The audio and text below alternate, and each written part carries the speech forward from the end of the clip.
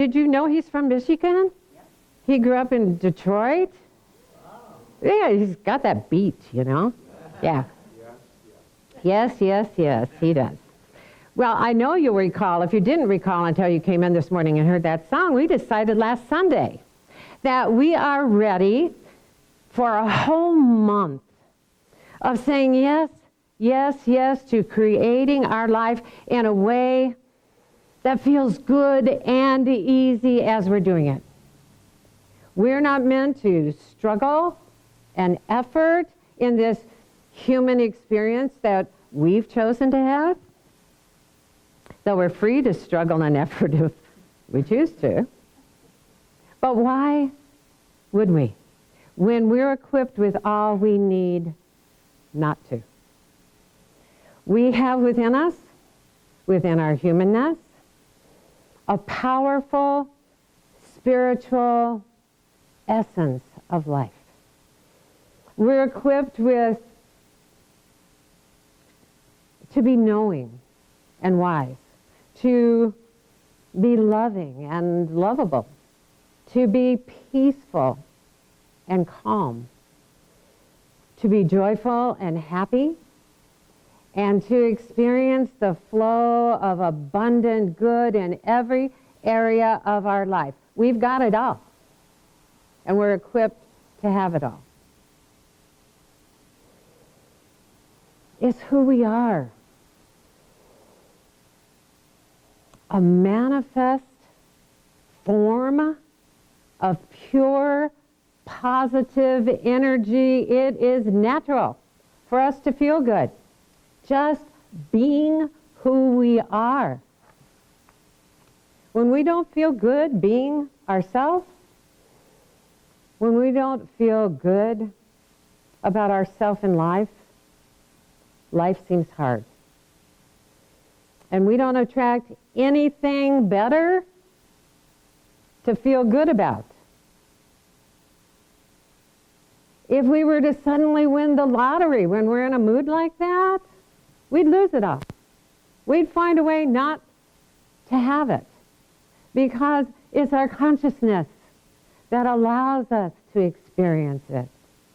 Now, when we were children, probably some of us heard, if you don't stop crying, I'm going to give you something to cry about. Well, in a way, that seems to be the way the universe works.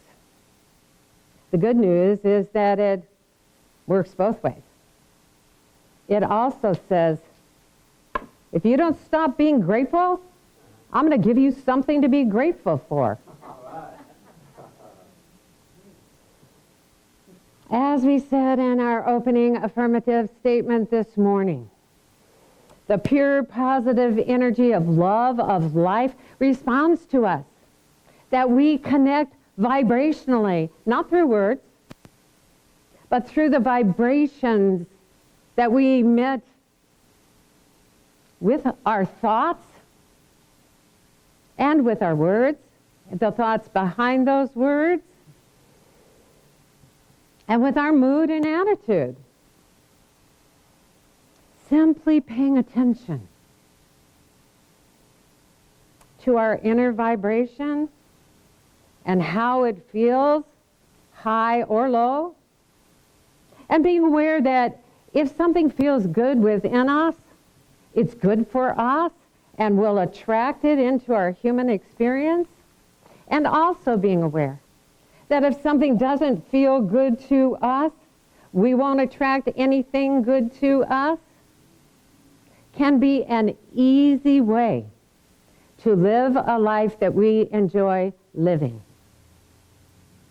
As long as we don't get down on ourselves or anyone else when we're in a bad mood. Or as long as we don't stay in that mood too long. Our emotions are our happy meter. We know which way to go. We know which way we want to go. And sometimes it We get there right away. We can go, boom, I'm in a better mood. And sometimes it takes a while. And sometimes we get there slow. But the important thing is we get there. And that we value how we feel above all else. Because this world, with all of its contrasts, with all of the variety of beliefs among us, vying for attention and validation, the world offers us plenty that'll bring us down vibrationally if we allow it to. And we allow it to when we choose to focus on it in our mind or join in conversations about it with others. And when we allow ourselves to be mesmerized by words and images and the news and other social media that aren't uplifting. When we're vibing high, when we're feeling good about ourselves in life, our life operates at that frequency. And good things come easily into our life. Abraham Hicks tells us to see your world through the eyes of Source is truly the most spectacular view of life. For from that vibrational vantage point, you are in alignment with and therefore in the process of attracting only what you would consider to be the very best of your world. Which brings us to the title of today's talk, What Are You Agreeing to? Are we 100% convinced that our thoughts and how they cause us to feel attract all of our experiences in life? Are we convinced of that? And that no one else but us knows more than we do about what's good for us? Or do we believe that others know more about what we and others should and shouldn't do? Or worse yet, do we believe that anyone knows God more than we do when God lives within us as us? Rather than paying attention to our own inner guidance, do we have an argument going on in our head about what's right and what's wrong and who's right and who's wrong? Do we worry about what others might be thinking about us or might have the power to do to us? That's when it's important for us to remember that it's done to us and for us only as we believe. Only as we believe. Do we feel angry about what others say they believe about life or about the God of creation?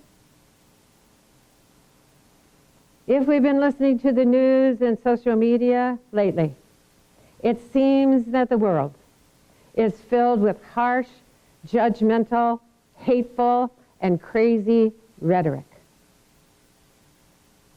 Are we giving that rhetoric focused time in our mind longer than just to pray? Not pray it away, but pray in a way that uplifts us where it doesn't exist and have it any power at all? Even if we're agreeing to disagree, our focus on the words and actions that we're disagreeing with lowers our vibration and our attraction to good. It lowers our vibrational output for good. We don't attract good by arguing for good, but rather by vibing high and feeling the good we want to see. How often do we fill our conversations with, did you hear what he said? Did you hear what she said? That makes me so mad. How often do we do that? How often do we point our fingers at others in fear that what they say can affect our truth in some way? When we do, we give all those horrible, hurtful, crazy words the power of our focus, which gives them power in our world. The world won't change through our arguing with each other, no matter how good we believe our argument is. And I'm sure it's always good. But Stephen Covey famously wrote, "Most people do not listen with the intent to understand. They listen with the intent to reply." This is a time in our world when it's vital for us to choose carefully what we will focus on, what we will think about, what we will talk about, what actions we will take, what we will demonstrate as our life. It's essential for us to know that it does not matter what anyone says from a soapbox or a podium or behind a microphone of any kind or without a microphone, anywhere. It doesn't matter. It doesn't matter if someone is saying God said it. What matters is that we trust what the God within us is saying to us through the vibration of our rising to that high place of feeling good. Besides, did you know there's only one place in the whole Bible where God actually said anything? It's in the first chapter of Genesis, before humans were around. And God said, "Let there be light." And still, even now, only light is real. The light of love that is the truth behind and within all that lives. There's love and nothing else. The rest is just a story, a dream that we've been telling each other about God and about life since the days of Adam and Eve. The story of good and bad and worthy and unworthy, of rich and powerful and poor and vulnerable, of chosen and unchosen. And some are still telling the story of an angry, vengeful God who doesn't love everyone. We've been told it so often, and perhaps we've told it so often that it seems real to us in the world. But Abraham Hicks tells us, and you say that the only reason that I believe this is because it's true.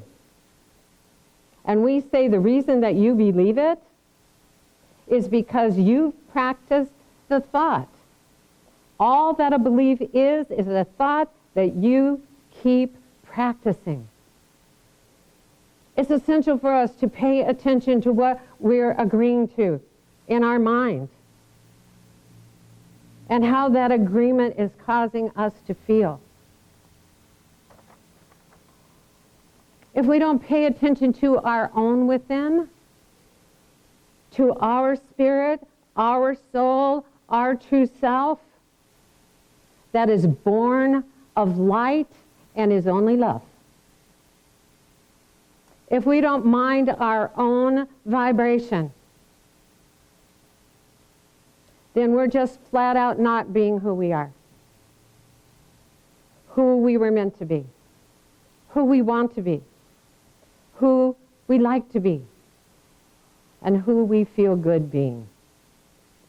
Rumi wrote, the soul has been given its own ears to hear things the mind does not understand. When we choose to turn away from the troublesome, disturbing words and actions that show up in this world, we're not being heartless. We're being heartful. We're being soulful. And we're being helpful. We're allowing ourselves to see the world through the eyes of our source and experience a truly spectacular view of life, one that we want to talk up, not down. It's time for us to have a new dream, to tell a different story about creation, about the unconditional love that is God, about the pure source energy of life that creates only good. A story that uplifts the world because we're uplifted. A story that inspires others because we're inspired. A story that brings smiles because we smile when we tell it. From that vibrational vantage point, we are in alignment with and therefore in the process of attracting only what we would consider to be the very best of our world. Thich Nhat Hanh wrote, when our heart is filled with loving kindness, compassion, joy, and equanimity, its capacity becomes boundless, immeasurable. With such a vast heart, immense as the wide open sea, suffering cannot overpower us, just as a small handful of salt cannot make a great river salty. Namaste.